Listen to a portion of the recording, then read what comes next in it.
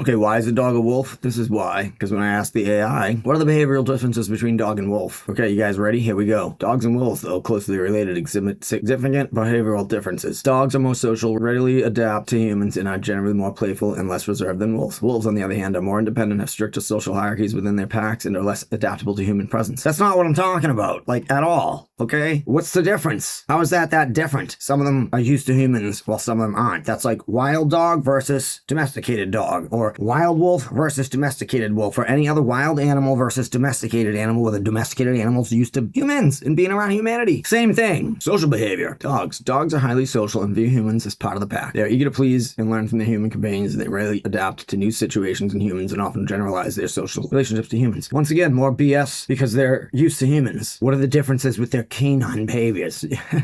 So silly. This is so stupid. This is why I hate AI. Wolves. Wolves are primarily social within their packs with a strong focus on family and pack members. They are less likely to befriend or trust strangers, including humans. They're more independent and less reliant on humans for social interactions. Yeah, because wolves live with each other and not with humans. I mean, these behavioral differences are a joke. Dependence on humans. Dogs. Dogs have evolved to depend on humans for survival, including food, shelter, and protection. Yeah, no shit. And that's why they breed all year long, because they can. They don't have to worry about the seasons and the earth cycles like all the other wild animals do on Earth. Wolves are wild and self-sufficient, capable of surviving in the wilderness without human assistance. They are generally not reliant on humans for their well-being. No shit, Dick Tracy. Problem-solving and learning. Ooh, the deeper stuff. Thanks, AI. Dogs are adaptable learners and often seek guidance from humans to solve problems. They may quit trying to solve problems independently if they don't receive assistance.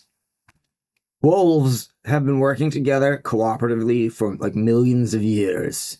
And since a dog is truly a domesticated wolf, the dog has all of the same qualities of behavior and abilities and everything. You could even argue that the wolves are breeding with some of the dogs and pulling in some of the genes from the dogs that are specialized for hunting and everything else. So dogs, in a sense, are going to make the wolves more powerful in the long term, genetically. You can argue that if you want, or I could, maybe in another video. And vice versa, you know? The dogs might be taking some of the wolf genes, and that might be helping out the dogs. So it's all the same gene pool, in my mind.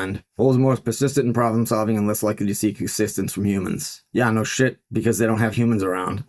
This is so pathetic. Breeding and reproduction. Dogs can breed multiple times a year without strict breeding season because they live in houses. They live in boxes that are heated all year, or down south. Wolves breed once a year, typically late in the winter, with litters arriving in the spring because they're northern gray wolves and they deal with the north when you have to deal with the seasons. Especially if you're going to raise puppies, you're not going to have them in the wrong time of the year. So what? It's going to be winter when they're all puppies and you can't even feed them because there's not much food around. You have the puppies in the winter, so by the time it's spring and summer, food is plentiful, opportunities are plentiful, learning is plentiful, activity is plentiful, all of it is plentiful. They have better odds of learning and being successful when it's the busy time of the season. Vocalizations. Dogs are known for barking, whimpering, and yelping. Wolves primarily use howling to communicate with the packs. All my dogs howl. All of them. Cindy howls like she whistles. It's crazy. They all sound like coyotes. My dog pack can absolutely sound just as crazy as the coyotes sound when they're howling together, sounding like a gang of pirates. It is crazy. Pro-social behavior. Dogs are generally less pro-social than wolves, meaning they are less likely to voluntarily help other individuals, even pack members, according to a Cornell University study. Wolves are known for their pro-social behavior, such as sharing food and caring for injured pack members. Yeah, because dogs are stupid because they live with lazy humans the whole time. That's all that is. I'm sure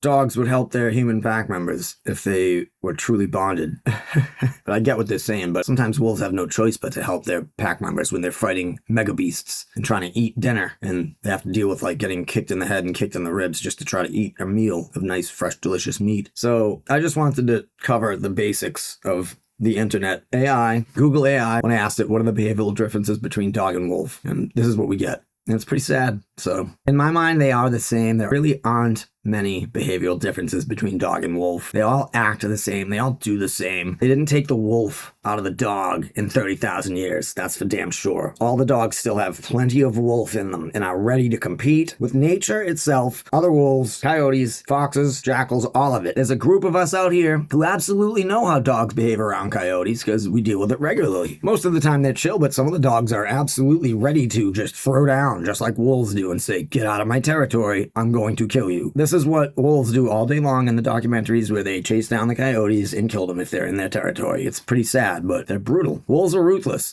Dogs have the ability to be ruthless as well because dogs are just domesticated wolves. So anyways, maybe you learned something today, maybe you didn't. There aren't many behavioral differences between the dog and the wolf, except the wolf lives outdoors 24/7. It doesn't really have a heated box to go home to every day with its human or human pack. So that's going to create differences in the present time. But I haven't seen the dog become a new animal because it's lived with humans for so long. Now it's a totally different species. No, I don't see that at all. What I deal with regularly is intense wolf behavior coming out of dogs, all of them, regardless of their breeds. So you can have a tiny dog who's ready to fight, throw down, and can run faster than everybody. You might have a huge dog who's scared and slow. He comes in all ranges. That's how nature builds him. Okay, because when the shit hits the fan and the apocalypse hits, only the strongest will survive. And that means you got all different types, mentalities, sizes, specialties of dog and wolf. So because they can still interbreed, they're probably going to most likely be very successful after the next apocalypse. And they might go back to being wolves if we're not around anymore, which science has thought that we domesticated dogs twice. So they had to go back to wolves at least once in the past. It's just all fascinating stuff. That's all. So cool stuff.